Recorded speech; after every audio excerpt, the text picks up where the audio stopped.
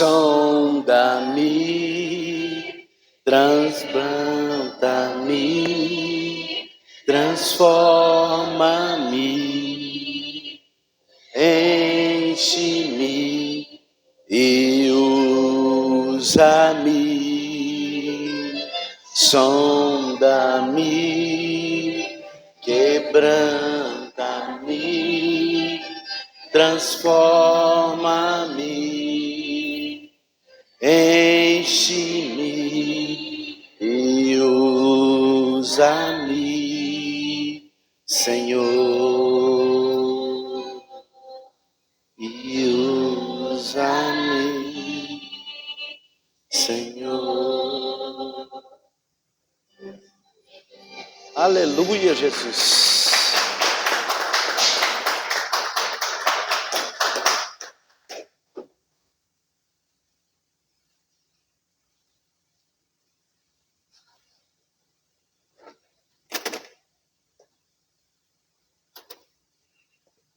Aleluia, louvado seja Deus. Graça e paz, meus irmãos. Aleluia, Jesus. Irmãos, todo domingo é o dia que a gente pede oferta. Amém? Quem dizima, quem oferta, quem queira contribuir com a casa do Senhor. O Edelmir estará com os envelopes. Amém? E quem quiser abençoar a casa do Senhor Jesus, com alegria esta é a hora. Amém?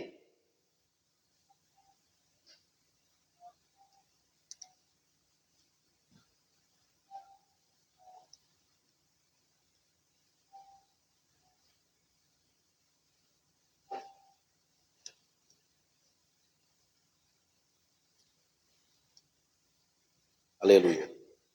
Vamos orar primeiro. Senhor Jesus, abençoa a vida financeira de cada um dos teus filhos, Senhor. Meu Deus, os teus filhos, Senhor, sempre tem abençoado, é eles que sustentam essa obra. Cuida, meu Deus, do trabalho de cada um, da empresa de cada um. Não deixe, meu Deus, que falte cliente, não deixe que falte o pão, não deixe que falte a força para trabalhar e o trabalho, que o Senhor esteja sobre cada vida, sobre cada filho, sobre cada trabalho, em nome de Jesus. Amém. Aleluia.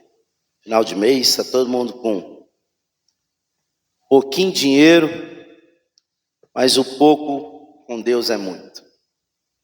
Aleluia. Irmãos, hoje eu estou meio baqueado, mas peço a Deus para que o Senhor Jesus fale conosco. Que não seja as minhas palavras, mas as palavras que o Espírito Santo de Deus quer aplicar à igreja hoje. Amém? Louvado seja Deus. Irmãos, eu sempre gosto muito de convidar os irmãos para sexta-feira, culto de ensino, e vou insistentemente convidar os irmãos, venha para o culto de ensino. Amém? Às vezes nós tivemos uma dificuldade no culto passado, mas talvez até Deus permitindo para nos testar e para nós aprendermos a lidar com tais situações. Amém? E vamos cada dia mais melhorando, aprendendo com o projeto de Deus aqui na terra. Louvado seja Deus. Queria agradecer a presença do meu amigo Atos. Ô, bênção de Deus, ele e seu filho, que Jesus honre e abençoe a vida de vocês. Amém? Não vou apresentar ninguém, que aqui é todo mundo de casa. José é fundadora do ministério, né? Então não pode apresentar. Obrigado, meu. Aleluia. Irmãos, quero entrar numa palavra hoje, serei breve, mas é algo que o Senhor pôs no meu coração e talvez passa por nós, passa batida, a gente não vê, a gente não enxerga. Podem vos assentar, pode vos assentar, que no decorrer a gente vai para a palavra de Deus.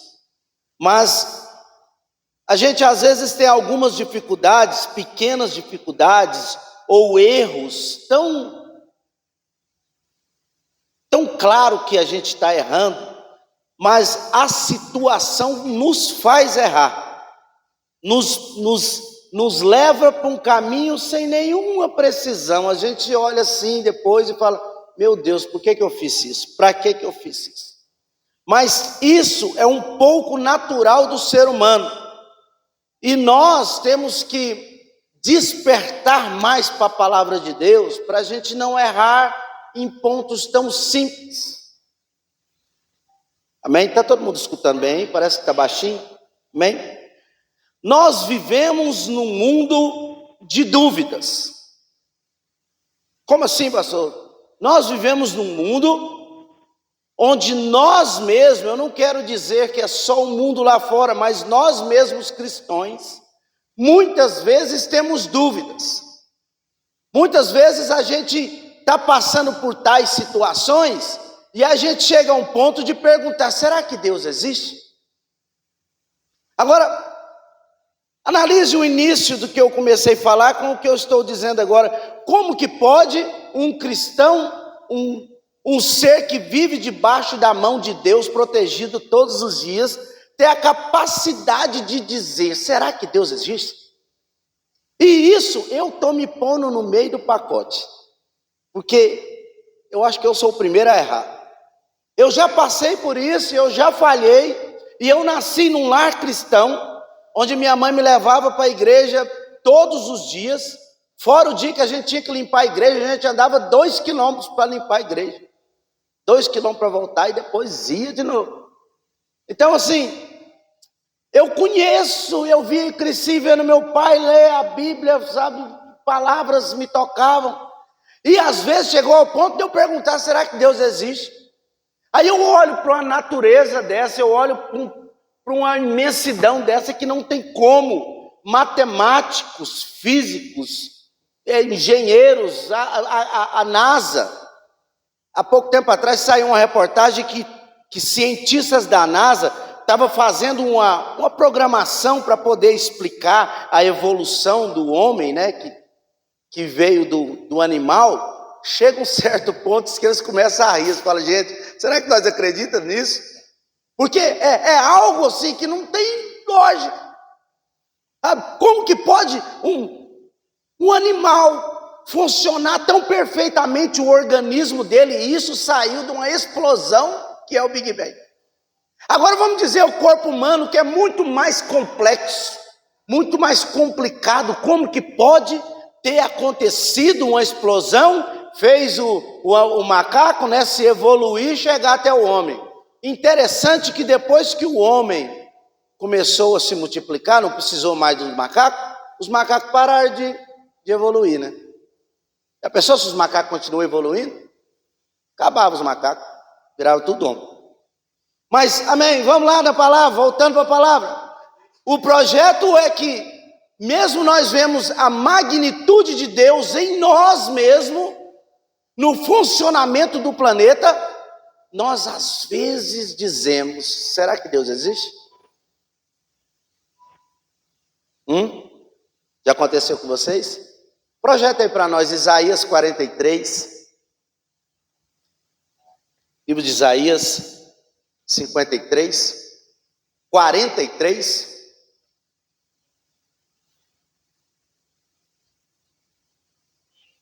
versículo 2. Isaías 43, 2, está escrito assim: quando passares pelas águas, estarei contigo, e quando pelos rios, eles não te submergirão, você não afundarão. Quando passares pelo fogo, não te queimarás, nem as chamas arderá em ti. Olha o que Jesus está falando, o que o Senhor Deus está falando aqui. Quando você passar pelas águas, eu estarei contigo. Quando você passar pelo rio, e o rio não vai te engolir, porque eu estarei contigo. Quando você passar pelo fogo, você não vai se queimar, nem chama arderá em ti. porque eu estarei contigo. O projeto aqui é o seguinte: Deus está falando claramente, Deus está sendo curto e grosso. A tempestade virá e você vai passar por ela. Não tem como você tentar fugir, a tempestade virá e você vai ter que passar. Porque nós não queremos passar por tribulação e por coisas difíceis, não é verdade? Ninguém quer. Só que as tempestades e as tribulações, como já foi pregado muito nessa igreja, é para nos educar, é para nos melhorar, para que nós possamos ser seres melhores, vidas melhores e ajudar pessoas lá na frente. Analise comigo, quem passou por um processo de depressão, lá na frente, pessoas que estão com depressão podem ser tratadas por essa pessoa que já passou. Por quê? Porque ele pegou experiência. Pessoas que não suportaria depressão é tratada por pessoas que passou e podem ser ajudadas. Às vezes Deus te trata aqui atrás para você abençoar outro lá na frente. Isso não é propósito nosso, é propósito de Deus. Aí eu não queria, mas não é vontade sua, é vontade de Deus. E eu vou dizer mais além, são coisas pequenas. Para frente eu provo para vocês que são coisas pequenas. Mas vamos a essa palavra que está aqui. Aqui Deus está sendo claro e está dizendo que vai passar. Só que Ele está dizendo, você vai passar comigo.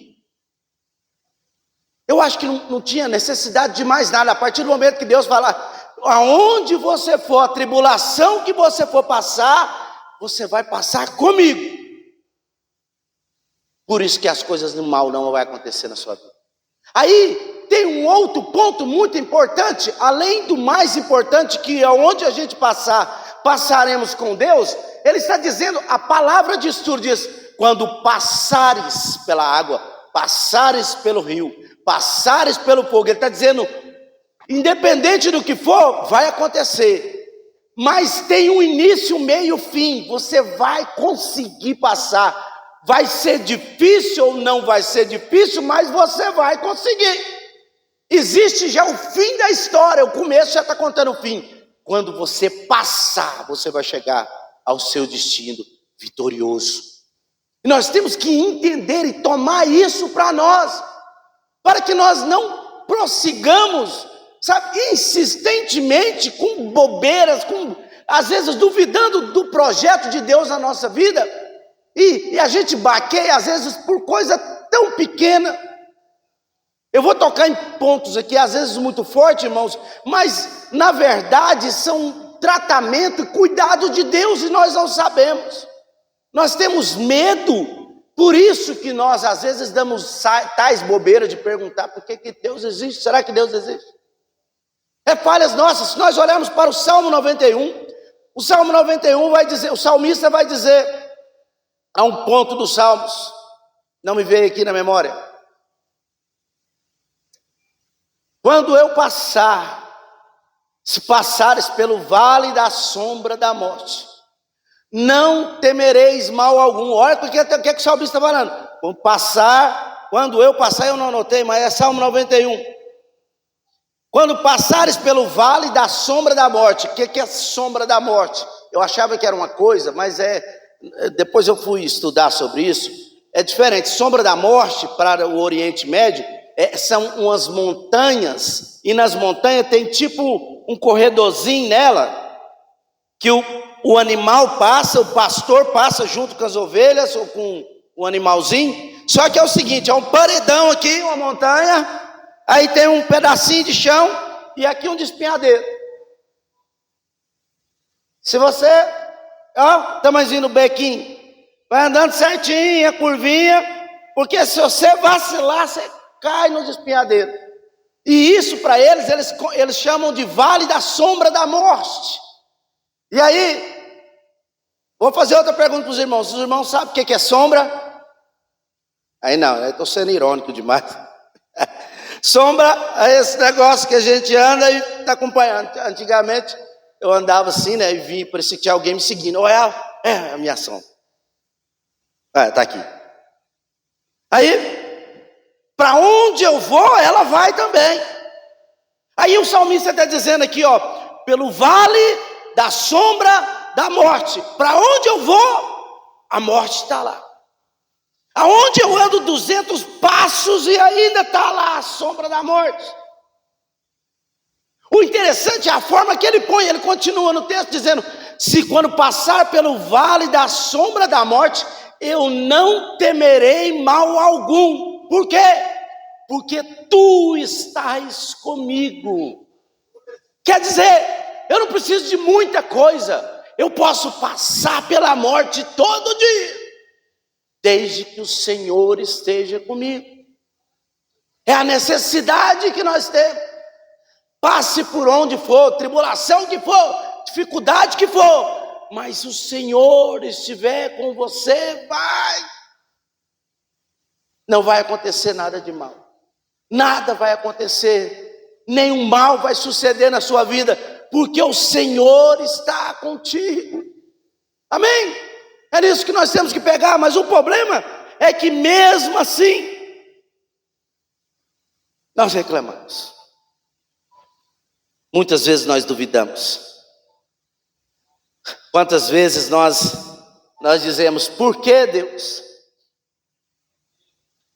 Por que Deus que está acontecendo isso comigo? Por que eu estou passando por uma situação financeira difícil? Por que o meu relacionamento não está bem, Senhor? Por que meus filhos estão rebeldes? Por que eu perdi? O Senhor deixou meu pai morrer, minha mãe morrer, minha tia morrer? Não é assim? Nós não temos mania de questionar Deus. Por que Deus que o Senhor deixou? É a nossa natureza. Mas a natureza nossa nasceu para ser mudada, quebrantada. A carne nossa tem que ser quebrantada, porque a palavra de Deus diz que é uma luta constante entre a carne e o espírito. Na verdade, a carne é fraca, né? E o espírito tem que ser mais forte. Ele tem que passar por cima desses detalhes que a carne nossa está sempre lutando para vencer. Sempre mostrando para nós, o erro está nele. O erro está em Deus.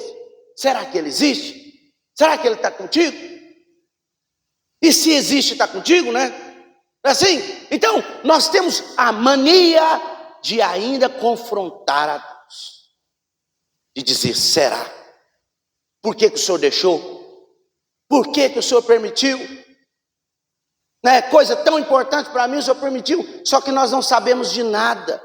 Nós não conhecemos o dia de amanhã, nós não conhecemos o funcionamento, o projeto de Deus. Nosso pensamento é só na vida. Nós pensamos em vida e Deus pensa em salvação. Há uma grande diferença nisso. Você nunca vai ver ninguém questionando porque os seus filhos estão saudáveis, que a conta bancária está boa. Nossa, meu Deus, por que, Senhor? Por que lá em casa nunca falta o pão? Por que, Senhor, que há saúde? Por que eu levantei hoje e estou respirando? Ninguém reclama. Ninguém reclama disso, mas a reclamação ela está constante na boca do ser humano. Mas o agradecimento é falho. Dificilmente vem um agradecimento, mas a reclamação é natural. Já está pronta para sair para fora, já está pronta para ser lançada. Assim, esse é o natural do ser humano, reclamar. E nós não entendemos o projeto do homem e o projeto de Deus. O homem deseja vida, deseja que os amados seus continuem vivos. Eu estou falando é porque eu quero assim, sabe? Não é isso que nós queremos? E Deus quer diferente. Deus pensa na salvação do ser humano. Analisem comigo quantas vezes aconteceu um acidente num carro. Tinha um camarada lá que não valia nada e um outro bom. Aí morre o bom, o que não vale nada fica vivo, não é assim? Como é que é a nossa frase universal? Vaso ruim não quebra. Até um pouco tempo atrás, um camarada dando uns cavalos de pau lá, fazendo umas curvas meio doidas lá onde a gente mora. E aí minha esposa ficou brava, você vai atropelar os meninos, e ele ficou bravo também. E eu fui lá conversar com ele, depois eu fui conversar com ela. Eu falei, meu bem, Cuidado, porque uma hora dessa você arruma uma confusão dessa. E aí, vai dar uma briga, a pessoa passou brigando. Vai dar uma briga dessa aí. Numa briga dessa, o cara arranca uma faca e me mata, um revólver e me mata. Deus permite, é melhor, Deus vai permitir que me mate a mim e não a ele. Por quê? Você é um homem de Deus, você é um homem que busca a Deus todo dia, paga preço. É por isso que Deus vai levar eu. Por quê? Porque nós pagamos um tal preço, e aí você, talvez, eu não tenho certeza, sabe, absoluta, porque eu luto todo dia para a minha santidade, mas eu tenho a convicção que se Deus vier agora, Ele vai me levar. Então, se essa convicção minha estiver certa, numa confusão dessa, Deus me leva e deixa o cara. Por quê? Porque Deus quer salvar todos, e aquele que era mais ruim, que talvez a gente pense, né, que é o mais ruim, Deus está dando mais uma oportunidade para ele ser salvo. Vocês estão me entendendo? A visão de Deus é diferente da nossa. Nós pensamos na vida e Deus pensa na salvação. A Bíblia fala que Deus quer salvar a todos. Este é o projeto de Deus. Amém? E nós às vezes não entendemos isso e julgamos. Preocupamos com coisas aqui terrenas, é difícil falar sobre isso, mas às vezes, quando Deus leva um dos nossos, é porque é melhor ele estar na mão de Deus do que amanhã ele se perder. Vocês estão entendendo? O momento é este. A minha irmã, ela era pastora de pastores, ela estava formando pastores, ela tinha feito mestrado, tinha feito tudo quanto é esses negócios aí de teologia, e ela estava dando aula para pastores. A segunda turma dela, no meio da segunda turma dela, aconteceu um acidente de carro, e ela foi para o Hugo, e de lá ela morreu. A gente não sabia, mas ela não tinha casado na vida dela. E aí chegou uma profeta daquelas, para trás. Chegou nela e falou assim, ó, minha filha, eis que eu te digo, você vai arrumar um marido e vai ter 3 filhos. Aí ela ficou toda empolgada. Logo em seguida aconteceu um acidente e ela faleceu. Ou Deus não falou na boca daquela mulher, ou Deus é mentiroso. O que vocês acham? Aí vamos lá, o moral da história, para mim, Deus levou ela porque ela dividiu, começou a se dividir. Ela tinha direção apenas para Deus. A partir desse momento ela começou a sonhar com uma família, com um filho, com um marido, e começou a abrir mão de Deus. Então, eu não estou dizendo que a gente não tem que, entendeu? Ter um relacionamento, não é isso. Eu estou dizendo o seguinte, Deus tinha separado ela para isso, e isso ia atrapalhar ela com Deus, e Deus preferiu levá-la. E isso acontece com muitos de nós. Às vezes nós temos uma mentalidade tão linda para o lado de Deus, e algo vai nos tirar de Deus, e Deus vem e nos resgata antes, porque Ele não quer perder vida alguma. Vocês estão me entendendo? Nós não podemos pôr o coração nessas coisas. Olhando para a vida de Paulo, Paulo também tinha dificuldade. Paulo passava por tribulação, Paulo passava por injúria, mentira, Paulo era apedrejado. Mas você não via questionamento na boca de Paulo. A gente não via Paulo questionando, reclamando. Tem uma certa passagem de Paulo no livro no livro de Coríntios, se eu não me engano. Paulo, ele é apedrejado, não minto, em Atos. Paulo foi apedrejado porque ele estava indo para abrir um ministério maior, uma igreja maior, um projeto bom, não tinha. Ele foi apedrejado, eles acharam que tinha matado ele. Passou um tempo que eles vacilaram, ele levantou e fugiu. Paulo continua contando a história, Lucas continua contando a história. Sabe qual que é os próximos passos de Paulo? Essa minha leve e momentânea tribulação. Leve, pequena, momentânea tribulação. Então, as grandes dificuldades que vinham na vida de Paulo, para ele era leve e momentânea tribulação. Paulo falava que morrer em Cristo para mim é lucro. Por quê? Porque a vida dele está direcionada a Deus. O que Deus fizer é bom. O que Deus está fazendo é bom. Às vezes nós estamos passando por algo difícil para nós, mas para Deus é bom. É a preparação que Deus quer na nossa vida, é a estrutura que Deus quer encaixar em nós. O sofrimento de hoje é para a alegria de amanhã. Amém? Quem está pegando a palavra? Deus está falando com vidas aqui hoje. Às vezes a gente dá um vacilado assim, sabe? Fica, por quê? Senhor, por quê? Porque Deus tem o porquê dele, ele não tem que explicar para mim e para você. O projeto de Deus é diferente do nosso. Nós queremos o agora, o palpável, né? A gente gosta de ver e pôr a mão. Deus não, é no invisível, é no futuro. O projeto de Deus é além, é para frente. Amém? Creiam nisso, meus irmãos. Deus tem algo grandioso para fazer nas nossas vidas e nós não sabemos. Talvez não é nesse plano, é no outro. 1 Coríntios 9, 2. Paulo vai, abre aí, projeta para mim. Eu não vou ter ele aqui na cabeça. 1 Coríntios 2, capítulo 9.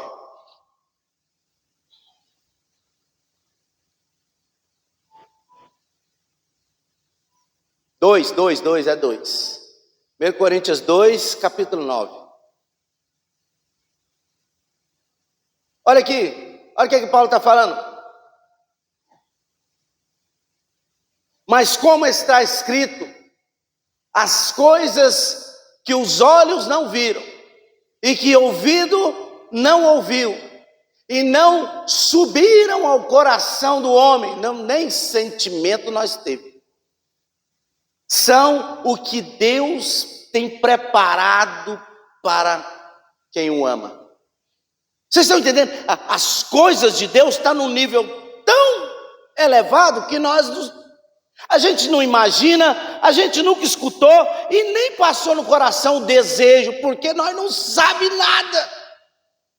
A soberania de Deus tem algo tão grandioso que Deus vai nos dar. Isso aqui é eternidade, irmão. É da eternidade para lá, é coisa grandiosa. Agora você imagina, nós temos tremenda tribulação porque nós vamos viver 80 anos. Desanimamos de seguir a Deus porque nós vamos viver até 80 anos. Quando tem uma eternidade de glória para nós vivermos, e passamos por isso aqui clamando, duvidando de Deus, questionando o que Deus tem feito. Amém? Vocês estão entendendo? Deus tem projeto para a vida de cada um, mas o projeto que Deus tem é do jeito dele, não é do meu jeito, não é do seu jeito, vai ser feito conforme a vontade dele. Deus vai mudar, ele vai dar coisas que nós não entendemos. Deus vai te tirar de um caminho, vai pôr em outro caminho. Eu gosto demais de falar da vida de Moisés. Quando Moisés era nenenzinho, se dependesse da mãe dele, ele ia fugir, eles iam levar ele para longe. Mas Deus pega o menino que ia ser morto por Faraó e põe junto com Faraó. Porque as coisas de Deus são loucas para a mente humana. Não dá para nós entender. As coisas de Deus é diferente. Nós tocamos isso aqui no último culto de ensino. João, enquanto todos os cristãos estavam sendo mortos, um dos cabeças dos cristãos não conseguiram matar. Entregaram ele para a ilha de Patmos, tipo assim, está isolado, agora não faz mais nada. De lá foi lançado o livro Apocalipse. O último projeto de Deus foi feito em isolamento, num lugar especial talvez para ele, porque no meio da população talvez ele não ia dar conta de escrever tal livro. Vocês estão me entendendo? O jeito de Deus trabalhar não é o nosso. Se hoje passamos por tribulação, aceite, levanta a mão para o céu e agradeça. Senhor, obrigado, Pai, pelo que eu estou passando. Continua comigo. Só continua igual Isaías falou em 43, 2, que quando passar, por onde eu passar, o Senhor esteja comigo. Amém? Fala igual Davi. Fica de pé, eu quero orar com você. Davi, tamanhas dificuldades vinha, Davi ia, prostrava aos pés do Senhor. E a única coisa que Davi pediu, depois de ter pedido tudo, Davi perdeu o reino, Davi perdeu os filhos, Davi perdeu as mulheres, Davi perdeu a sua riqueza. A única coisa que Davi pediu foi: Senhor, não aparta de mim a tua presença. porque a presença de Deus é o que nós precisamos. Quando nós estamos debaixo da presença de Deus, pode vir a tempestade que for. No livro de Mateus 16, se eu não me engano, não vou lembrar aqui agora, mas Jesus fala assim, Jerusalém, Jerusalém, que mata seus profetas, quando eu sou como a galinha que colhe os seus pintalinhos, esconde os pintinhos debaixo das asas.